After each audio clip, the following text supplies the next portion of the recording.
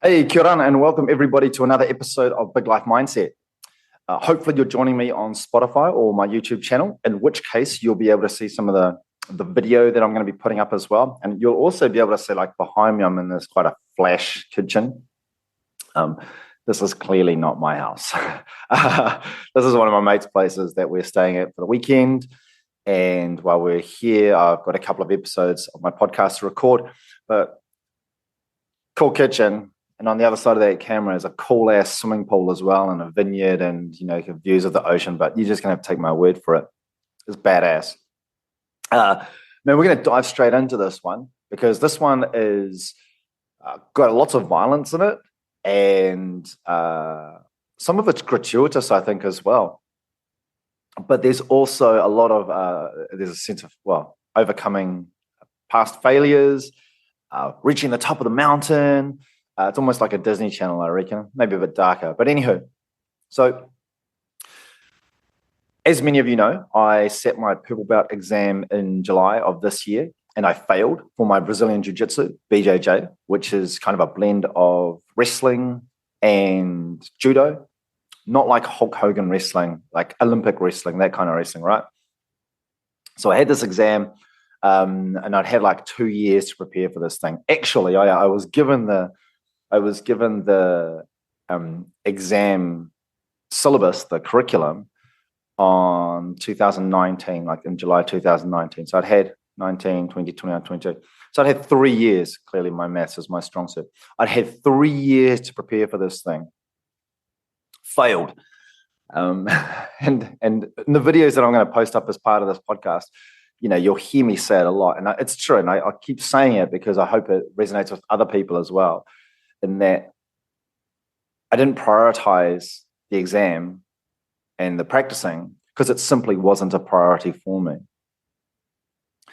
What I think you'll find is, if you're anything like me, there's some things in life that you can get away with not preparing well. You just kind of slip in under the radar. You get that 51% and, C's get degrees and all that. I wouldn't know. I don't have a degree. But anyway, and then there's some things that you actually have to put the hard work into. And if you don't, you're going to get the result that you should expect. So I got that result. In July, I went back, walked through the syllabus with Vanderson Perez, who's our lead professor at the Combat Room in Wellington, New Zealand. And he very politely, told me that I wasn't ready, which is a fail. I think there were 7 people in that particular cohort that went through. 6 of them went through and passed. I was that lone ugly duckling that did not. And that sucked, man. I'm not going to pretend it didn't. It really did. I was disappointed, obviously. But having said that, I also knew that it was all on me. And it also sucked that I'd put him in a position where he had to fail me, because he's a friend as well. He's a man I call brother. Even though we haven't had a very long history together, it's more of like the depth of the connection that we have. So, I felt a bit stinky about putting him in that position. Anywho, fast forward to, a couple of weeks ago, and he said, right, maybe a month or two ago, he said, get ready for grading at the end of the year. I'm like, sweet as I'm more switched on about this now. I know what to do. I know how to do it, that kind of thing.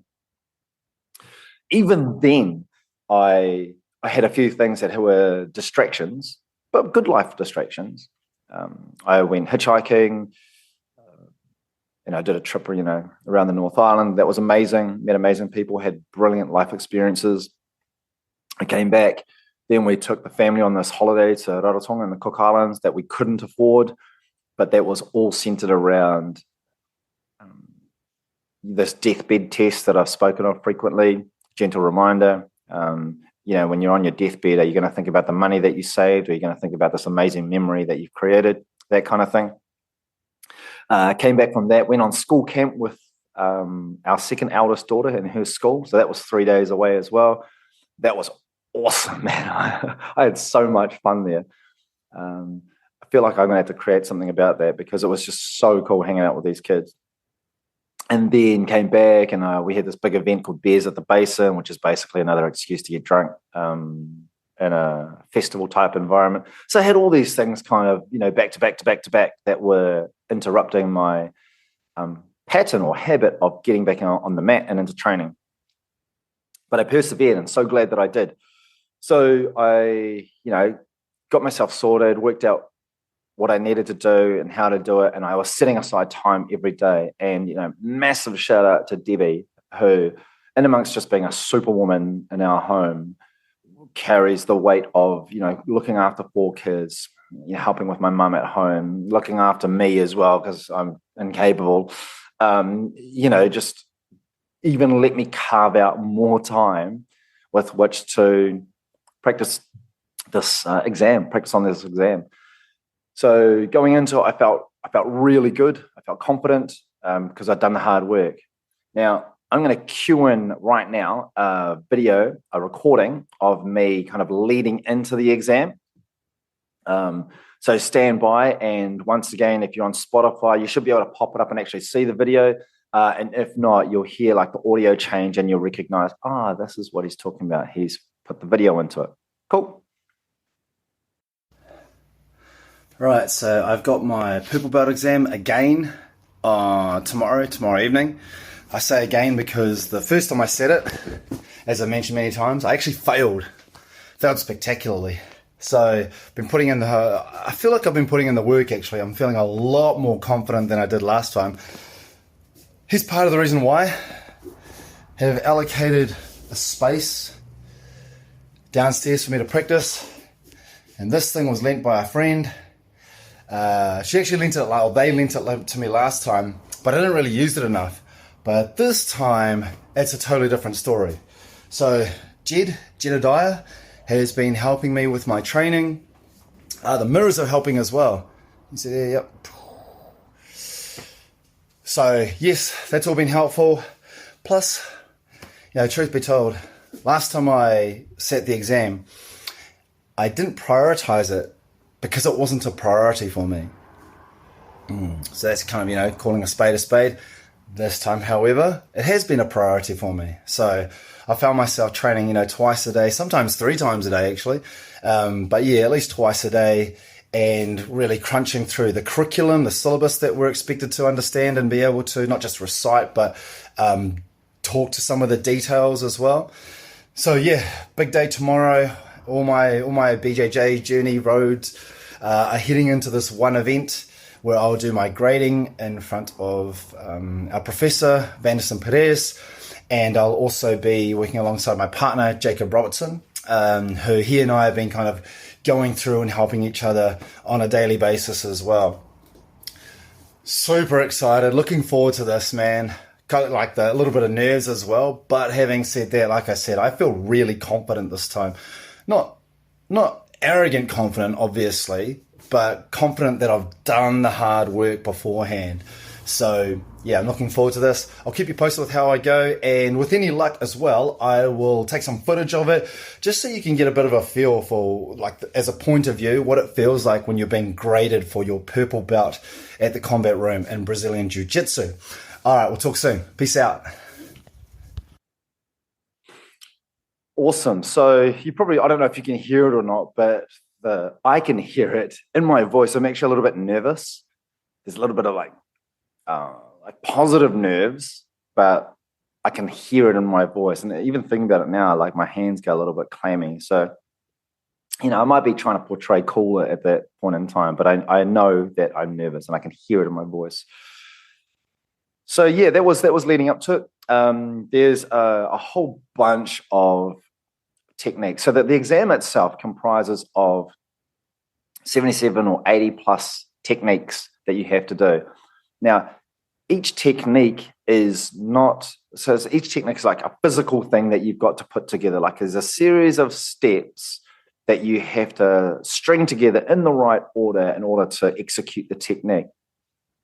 Now, there's no real easy way to describe some of this stuff, especially if you don't have a awareness of contact sports or wrestling or judo or something. So I'll add some video about us doing the actual exam as well.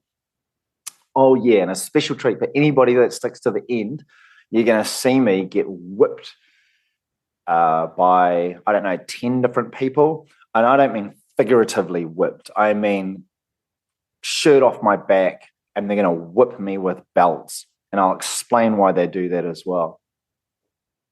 Cool. So, as I mentioned, Debbie's kind of allowed me to carve out some time. So during the afternoon, probably about 12 till 2, every day I am downstairs in the garage practicing my jiu-jitsu with this training dummy.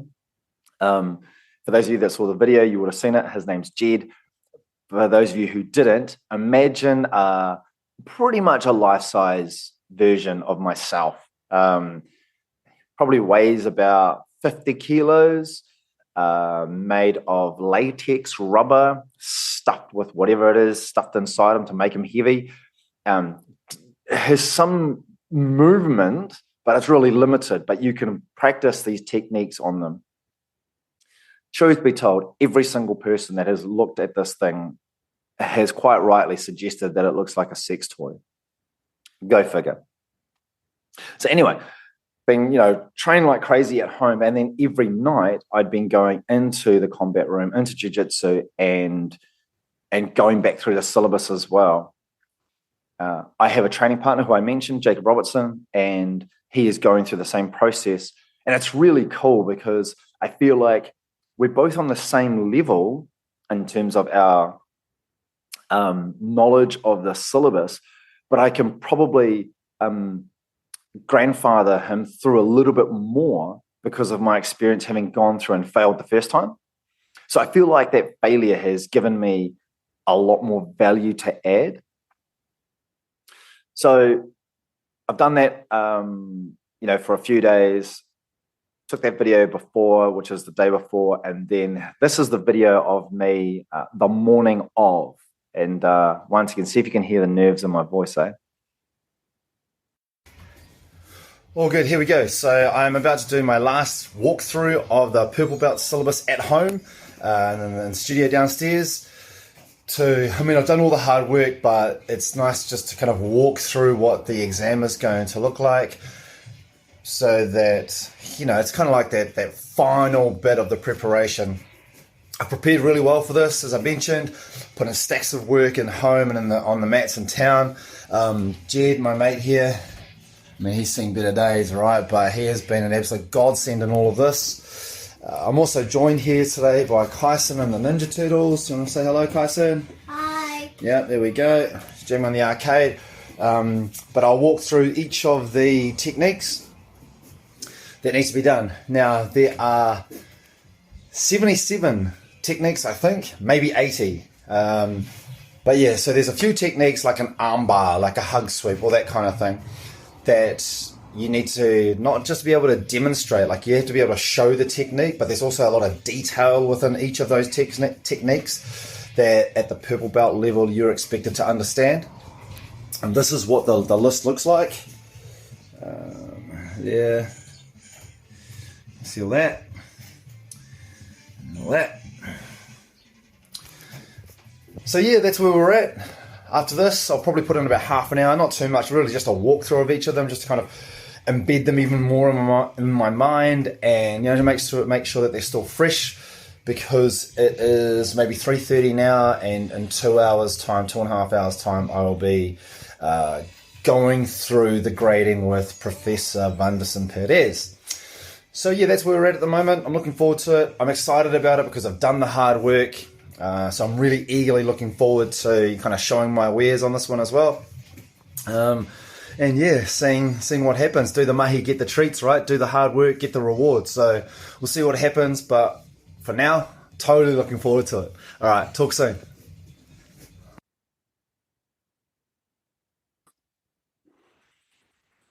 Cool. So a wee bit of stuttering there, wasn't there? Man. Clearly I was nervous, but I was that cool, excited nervous.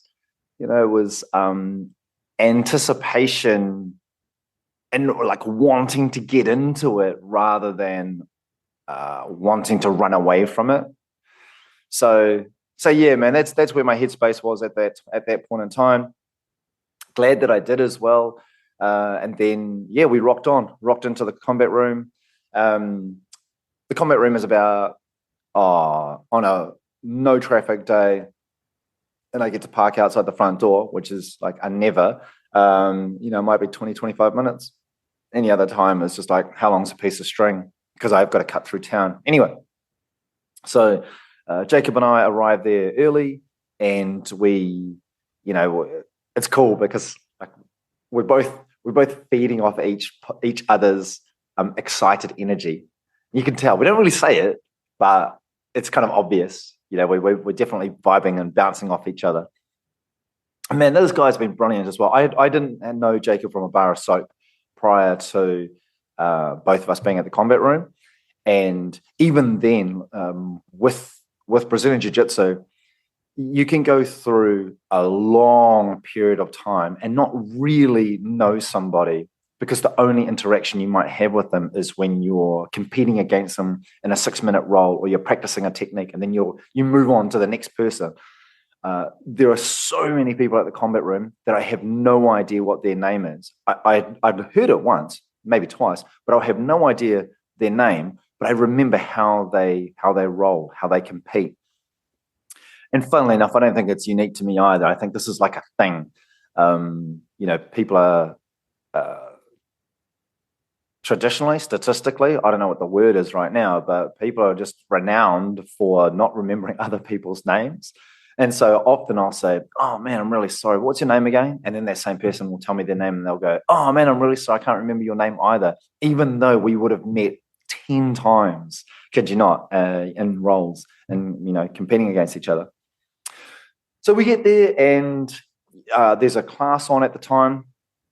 It's a fundamentals class. So it's at that white belt level. The belts, the grading white, blue, which I am, or I was, purple, brown, black. So it's white belts at this fundamentals class.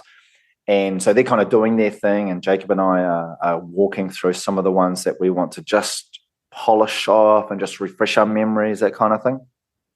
And Vanderson walks past and, acknowledges us and lets us know, he's ready when we're ready and that kind of thing, but he's got a few things to sort out.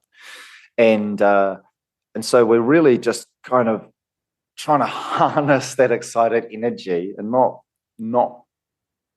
blow out, not be so excited that during our walkthrough, our warm up, we just go crazy, right? So we do well doing that, and then we get to the exam proper.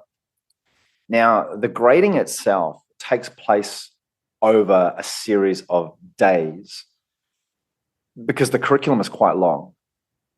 With that number of moves, the techniques that I mentioned, it's not something that you can, how do I put it? I'll put it this way. If you wanted to, you could spend an hour easy working on one technique. And that's not exaggerating. That is simply understanding the level of detail that can go into each technique.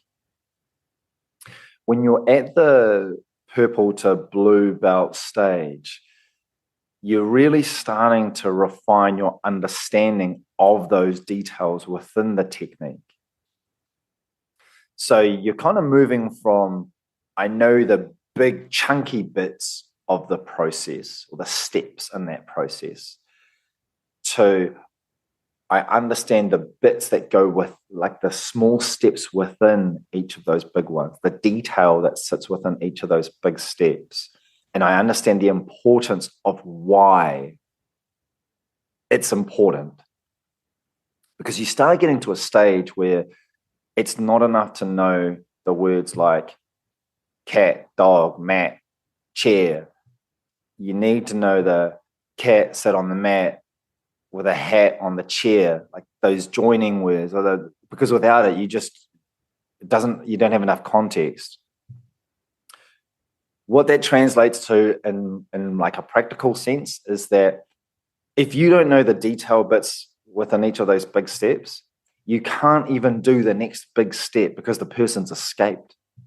They got away from you, or they've submitted you because you haven't learned how to escape properly. You've missed these, like the detail. So when they talk about that phrase, the devil is in the detail, they may as well be talking about BJJ or wrestling or judo or any of those other kind of quite technical sports. Okay, so enough of me talking about like the techniques themselves. For me, I think you have to see it to understand it. Now, I do apologize for anybody that's not watching this. I'll play the video and I'll only put like 20 seconds of it up just so you can familiarize yourself with what I'm trying to describe. But then I'll talk about it afterwards so you're not left in the dark, eh? All right, stand by. Control his hands. Grab his hands.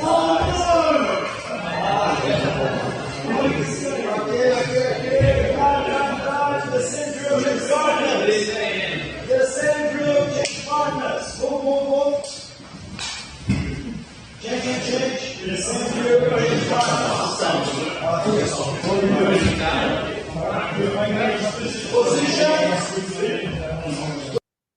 Alrighty, ho. So that particular video was Jacob and I walking through before the exam actually started, before the grading started. My bad, got them out of sequence, but we'll move on. But that particular technique was called a De La Riva leg sweep.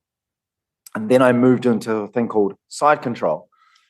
So within that little video that you saw, basically I am controlling Jacob's arms by holding onto his sleeves. So for the uninformed, Brazilian Jiu-Jitsu, BJJ, is a very defensive martial art, and it's very ground-based as well. By that I mean it's ideal as a self-defense martial art because there's no striking, and it's ideal for if you're put on your back. Like that's where it performs best. So you can imagine if you're a male or if you're a female and somebody with bad intentions takes you down to the ground and you're on your back, like this is an ideal martial art to understand how to get yourself out of it. Not to knock Muay Thai or anything like that because they've all got their place, but they're far less effective when they're on their backs or when they're on the ground, far less effective. And so this is really geared towards that kind of self-defense mindset. In that particular technique, I've grabbed Jacob's arms and then I use my right leg and I extend his far leg out. I'm sitting on my bum and I extend his far leg out while he's still standing. I wrap my other leg around through between his legs and control his far hip. And then I sweep him down onto the ground. I drag him to the ground so that then I can go back on top of him while we're on the ground. I'm looking at controlling as much of his body as I can before I move into a position called side control, which is a really stable place to be. And it allows you to, one, you could just get up and walk away and say, right, I don't want any more of this. Or two, you can start to inflict some real damage on somebody when you've put yourself when you've put yourself in side control of them. So that was us warming up and going through that like the final polishing of the techniques that we had to do. What you could hear in the background was Banniston himself, and he's instructing the class. It's a real open mat forum as well. You can have a class going on, and then people who are working on a particular technique or might be injured and doing rehab, they can kind of base themselves on another part of the mats. But it's very open. Everybody can kind of check out what's going on with each other, like what they're working on, who needs help, that kind of thing. Okay, so then I mentioned we get into the grading proper, and it takes place over a couple of days because there's so many techniques. Like that technique that I just described or you just saw, that was one technique, and that was one person doing that one technique. And so both of you have to demonstrate that you can do it. And if there's any questions or it looks like it just needed a little bit of polish, he'll just say, do it again, or do it again with this thing. And so that's where, if you're doing 77, 80, whatever of those, there's just no way you're going to do them in one day. You'd be just flatlined with exhaustion by the end of it. And so for a couple of weeks prior to this, about a week or two prior to this, Jacob and I had gone in and we had piggybacked with other people doing the syllabus, but going from white to blue. And so we got to demonstrate a lot of those techniques during that stage as well. So it does give you an opportunity to do something, and then you're like, oh man, I really stuffed that up. You know, I'll come back, and if it's cool, I'll come back tomorrow and actually demonstrate, because nerves happen, man. Like, it doesn't matter who you are. Well, I get nervous.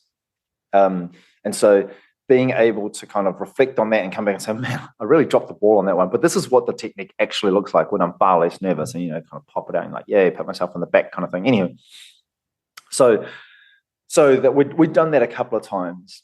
And then the final grading, which we had on Wednesday, was about the more, I want to say the more technical of the techniques, that one being one of them. Anything, if you ever hear the phrase De La Riva, it's usually got a level of complexity to it than I think a lot of other of the techniques don't have.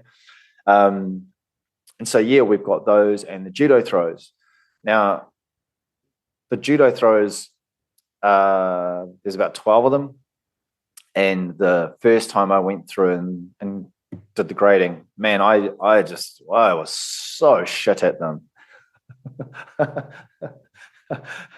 was terrible. It was so bad that, you know, when you're in, I don't know, primary school, and the teacher might ask you a question, right? You're sitting beside somebody else and you're holding the pen and you're going to put it on the piece of paper, but you look over, to see what the other person draws first. It was exactly like that. I was looking at other people to do the technique, and then I'll be like, oh yeah, that's right. That's kind of what I thought in my mind, even though it was like sometimes they would do the technique and I'd be watching them. I'm thinking, what the fuck?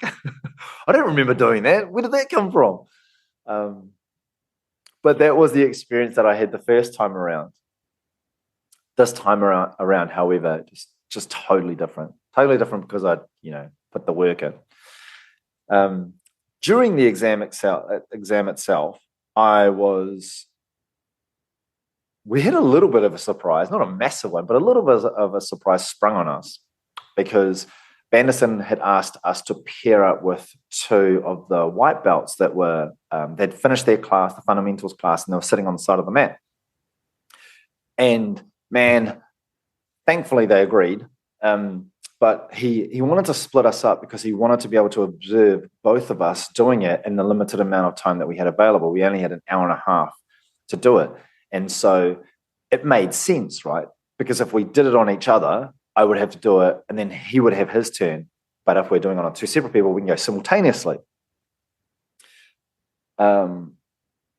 Thankfully, Kelsey Humphrey, who is such a cool person, she was voluntold, I guess, but she agreed to be my partner during this. And so during the judo throws and during all of it actually, she agreed to be the crash test dummy for me to do them on. And that can be a daunting prospect. The judo throws themselves, a lot of them are just like pure bursts of energy. High level technique, don't get me wrong. Sorry, technical, but you know, you need a lot of torque. I don't mean like blah blah with your mouth. I mean TORQUE. A lot of torque to whip the person from point A to point B. And so, you know, it can be a little, I've got to be honest, I don't enjoy getting myself thrown around and dumped on the ground like 20 times. But she put her hand up, man, and said, yeah, we'll do this. And so, you know, I made sure I was, for me, it was far more important about getting the control right, because I knew if I could control it, the movement and her being moved, then I was doing the technical part of it right. I knew if I could move her into a position where the throw was just about to be executed and then like slowly execute the move, then I'd done all the bits right leading up to that. If I wasn't doing it, then I would end up just continually dropping her from a great height, right? So let's play some of that video, because picture paints 1,000 words, right? All right, let's have a look. Não, guys, eu gosto, não, eu gosto de ser Yeah. Wash the glasses, right? Yes. Really good. And the sotogari. That's the last one. Cool beans. So what you would have saw there was a move called Ogoshi, and that is effectively me controlling Kelsey's right arm behind the elbow, and then I close the distance and I get what's called an underhook. So I scoop my right arm under her left arm, and I basically close the distance between our hips, and then I effectively basically step in front of her while I've still got that underhook, while I've still got those two grips, and I'm rolling her over my hip. So getting my hips below her hips, and then as I raise the level of mine and I turn a little bit, she gets thrown over my waist. So yeah, man, there were 12 of those, and then there were a whole bunch of self-defense ones, but we'd already done the self-defense stuff. So essentially, once we'd wrapped that up, that was it. That was the grading. That was the exam. For those of you that did watch that video as well, you'll see like the camera like almost shakily sometimes going from right to left. Now, this isn't a plug for this piece of equipment. Oh man, I guess I am plugging it. Yeah, I'll plug it because I used it and I'm going to use it more. There's a product called Pivo, and it looks, oh, here we go. This is what it looks like in the box. Imagine the box doesn't have any sort of dirt on it, but if you're doing like anything that you want to record, you basically want like another pair of hands to track you while you're doing a thing, whatever that thing might be. You're cooking a meal in the kitchen, or I don't know, you're playing with the kids and you want something to track it. This little gadget, this Pivo, is pretty good, man. I got to be honest. I mean, this is an older version. I hope there are better versions out there, but for a stock standard one, this costs like $100-something. You just stick your smartphone in it, and then you push like focus on a body or a horse or whatever, and then you just plant this wherever you want, and then it'll just track it. And so that's what that was doing. The reason I was so shaky though is because I was too close to the camera. That's all. Camera hog, eh? But anyway, so that's the plug for the Pivo. I'm not getting paid to sponsor that. Pivo, you should be paying me because, I don't know, just because I should get paid. Icky guy. Cool. So yeah, thanks to Kelsey for helping out with that. And then they'll reach the end of the grading. At the end of the grading, we had a bit of a sit down and we chatted through some of the things that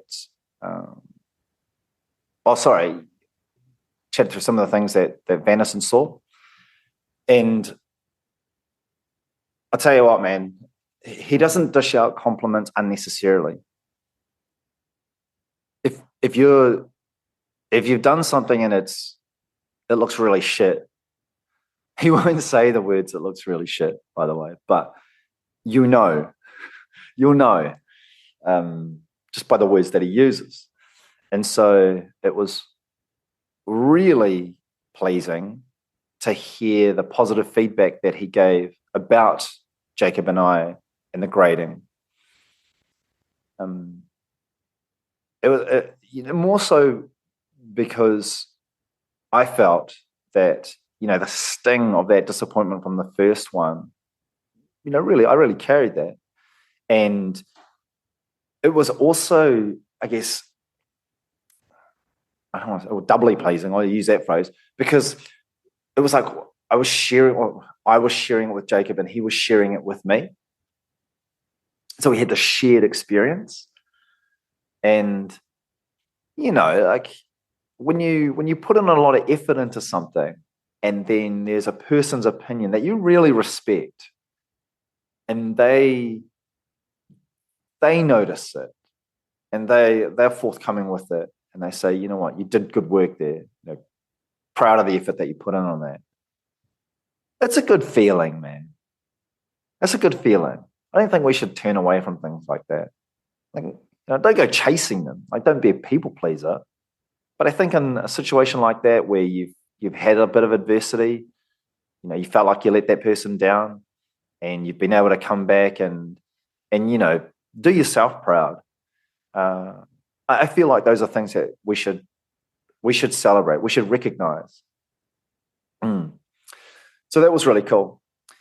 Then he presented the belt, and now ordinarily, so this happened on a Wednesday, and Vanderson kindly brought this grading forward a few days because I wasn't going to be there. As you can tell, I'm talked about this amazing kitchen that's behind me. I'm not at home. I'm not even in Wellington, and so he kindly brought the grading forward a few days.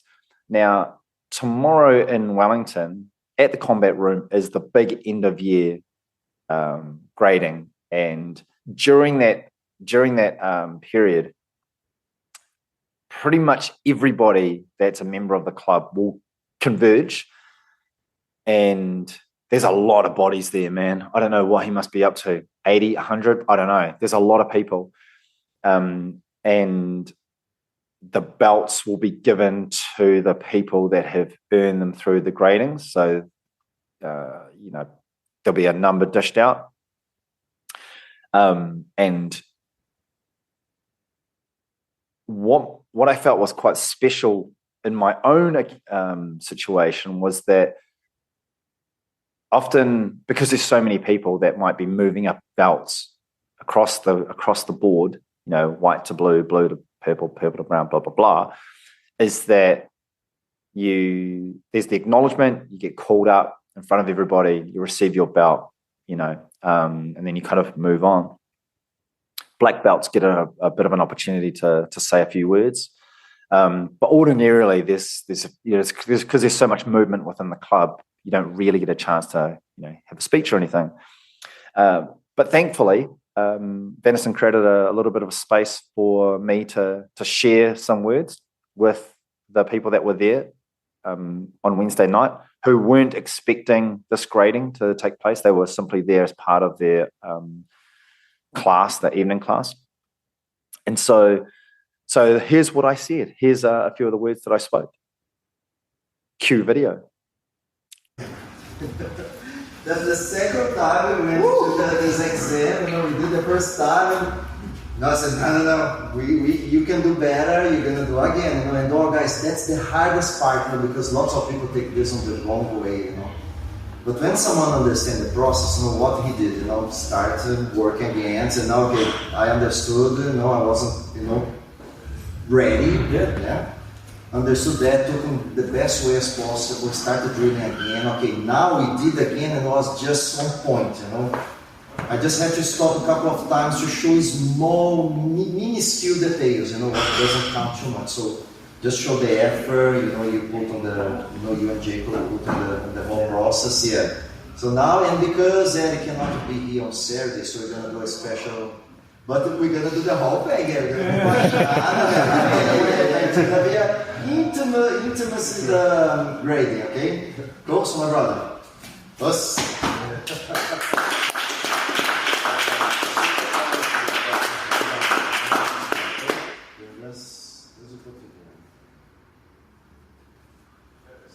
As a reminder. It's a heavy weight to carry this one.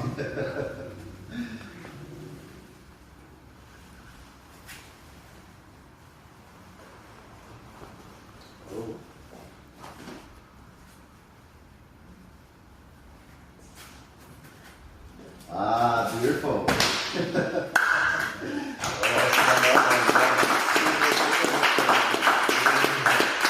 Very cool. Awesome. Yeah, I just adding to what Vanderson said, I think this feels better now, having gone through that process that I went through, where if I was honest with myself, and I didn't prioritize it because it wasn't a priority in my life. And then when I had the disappointment of failing the exam, it meant, right, let's just put it the front and centre on my radar. So I actually feel much better for having gone through that adversity, and then really kind of lit a fire under me. So I can't speak for anybody else. It's felt like going through this process, but I know for me it's been exceptionally sweet getting to this point. So thanks, everyone.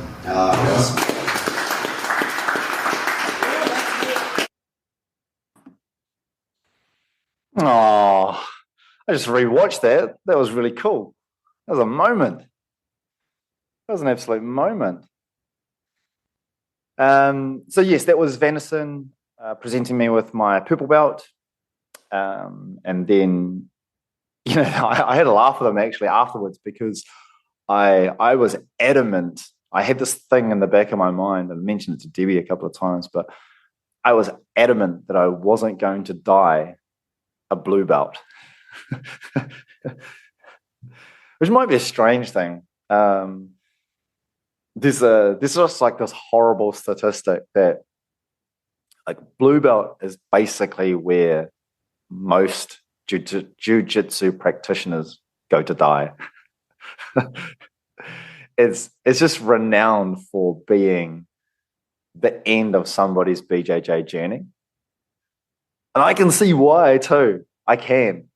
It's not just the difficulty of moving up to purple, because that varies from club to club, by the way. It's not consistent. It's not across the board. You might be a purple belt in one club, but you're actually a white belt in another club. There's that level of difference. By that I mean there's no like global standard that you have to demonstrate to go from each belt. It's all up to the club.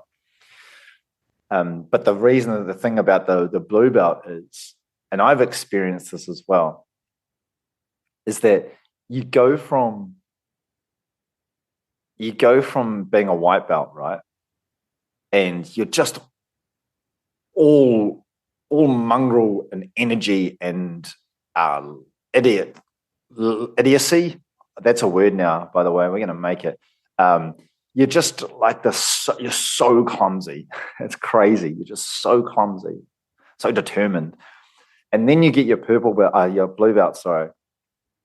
And this thing happens. This switch happens, and suddenly you think you're a black belt. you really do think that you know way more than you actually do know. And so I think what happens for a lot of blue belts, like I said, I've experienced this. I feel like I can speak confidently on this, is that you almost feel like, oh man, what more is there to learn? I'm a blue belt now. We've even got a couple of stripes on it. The rest of it can't be that much harder than this, can it? Oh, the naivety of it all. So anyhow, I was determined that I was not going to dye a blue belt.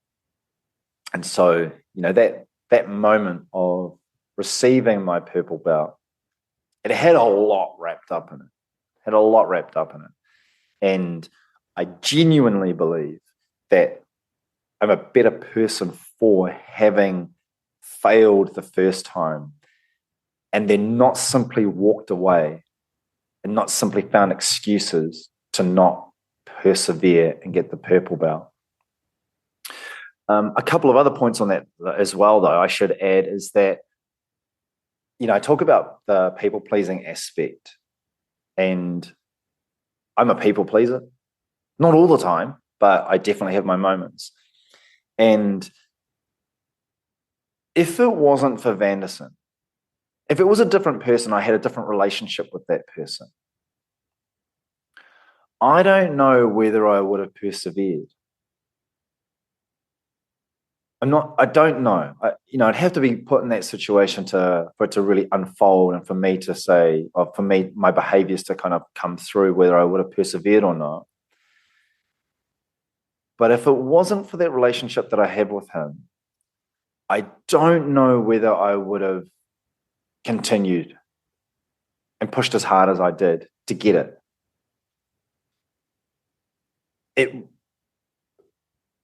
I feel like a large part of it was less about getting the belt, less about getting the purple belt.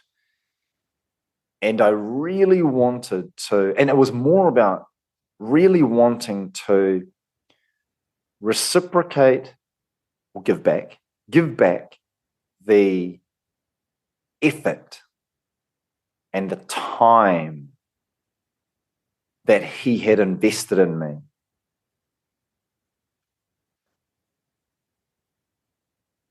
That played a large part of my journey. and the motivation behind it. Because I definitely did not want to get to this year's end of year grading and fail again. Not through the embarrassment of failure. I failed once, I can fail again, right? I didn't die from the first time. I'm pretty sure I won't die from the second. It wasn't that. Like I said, a large part of it was wanting to give back this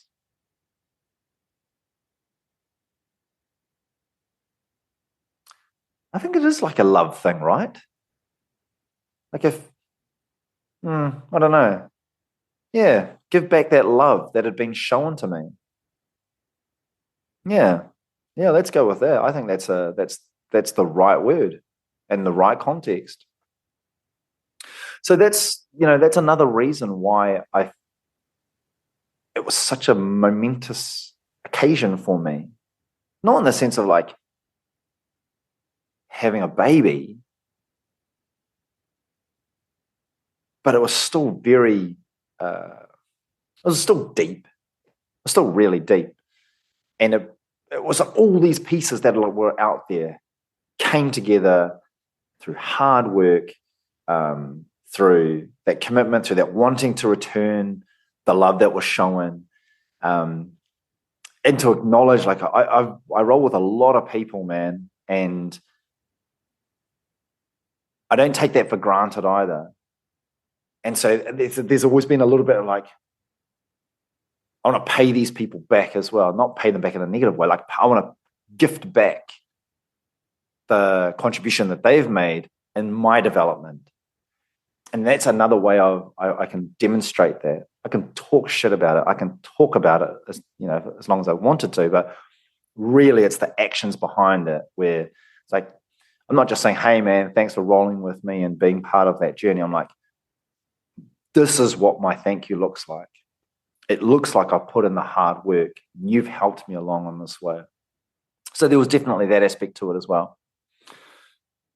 Cool beans. Okay, so we reached the, we kind of had that decompressing conversation where we, talk about some of the techniques and asking more questions. And I talk about one of these particular techniques that I really want to start using more because everybody gets me with it. Anyhow, there is a bit in Brazilian Jiu-Jitsu, and I don't know about other sports, but definitely in Brazilian Jiu-Jitsu, where there's a process called a baixada.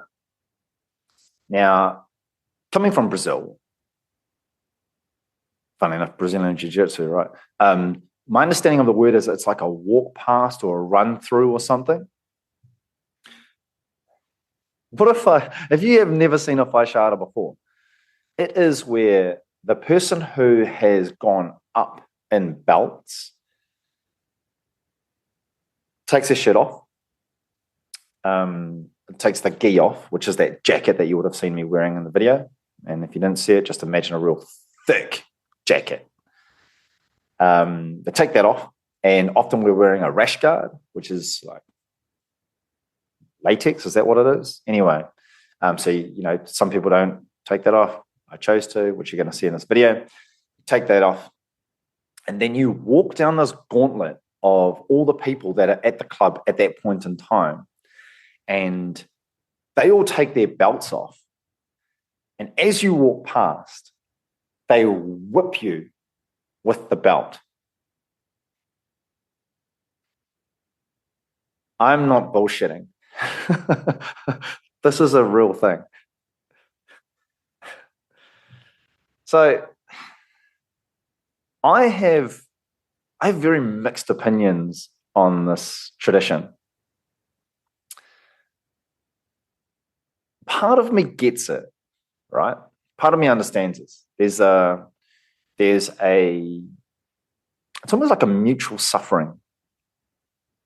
If you're not familiar with mutual suffering, imagine if you're, I don't know, you're outside and it's raining and there's a group of you and none of you have raincoats.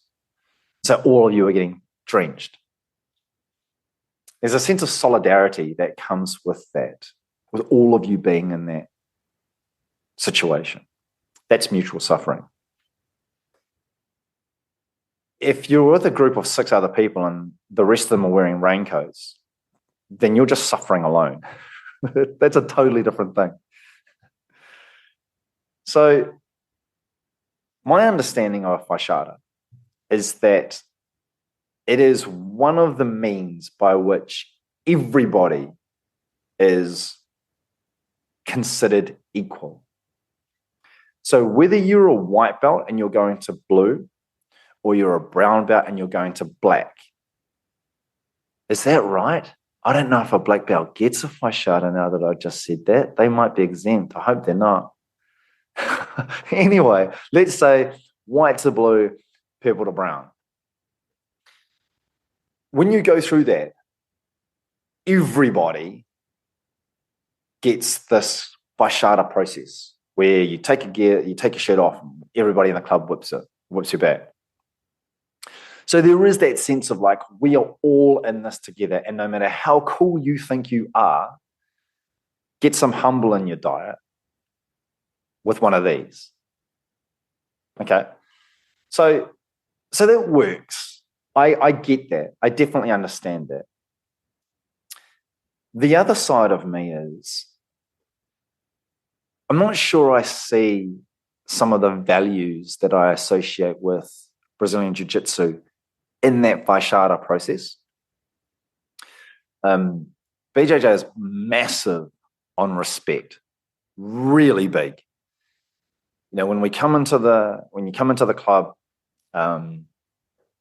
you know, before you even step foot on the mat, like you wear shoes off the mat, bare feet on the mat.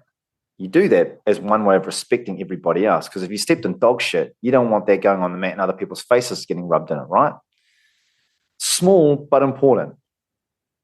In our club, and then I think in most clubs, when you step on the mat, you bow towards either the professor, the head teacher, or in our case, we've got a wall of the OGs of BJJ.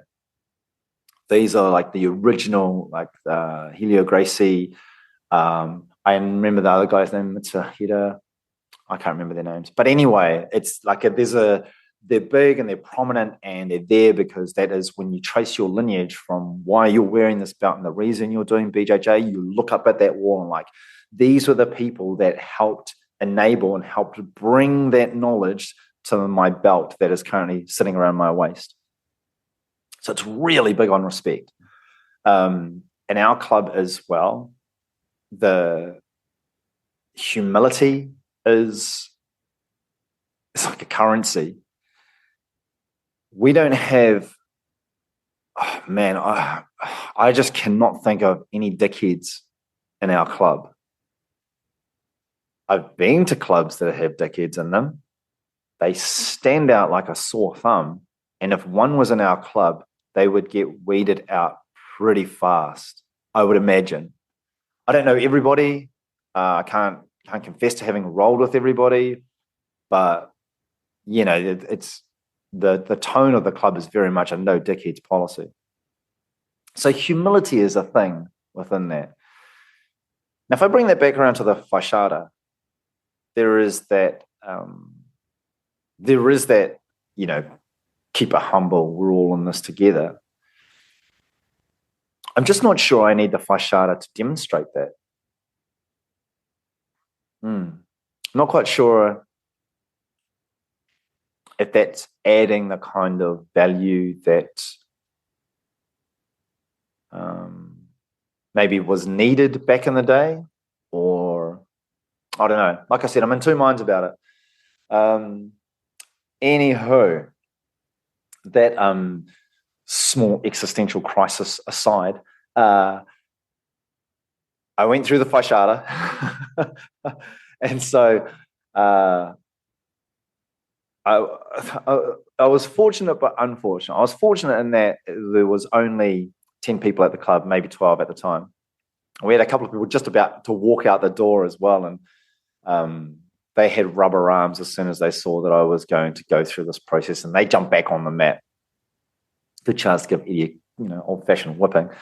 And so I go through this process. Now, I say fortunate and unfortunately because I'm such a 0 or 100 kind of person that I thought, man, if I do this, I really want the whole club whipping this thing. I want to get the full brunt of this.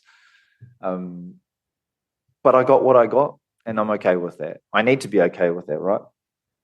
So if you've never seen a fashada before, or even if you're just mildly interested in what this masochistic or sadomasochistic behavior could look like, this is what it looks like. All right, let's cue this video.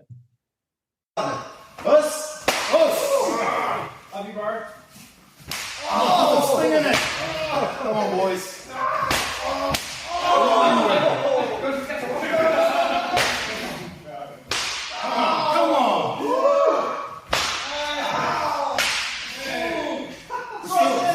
For the big one. And my own belt. Yeah.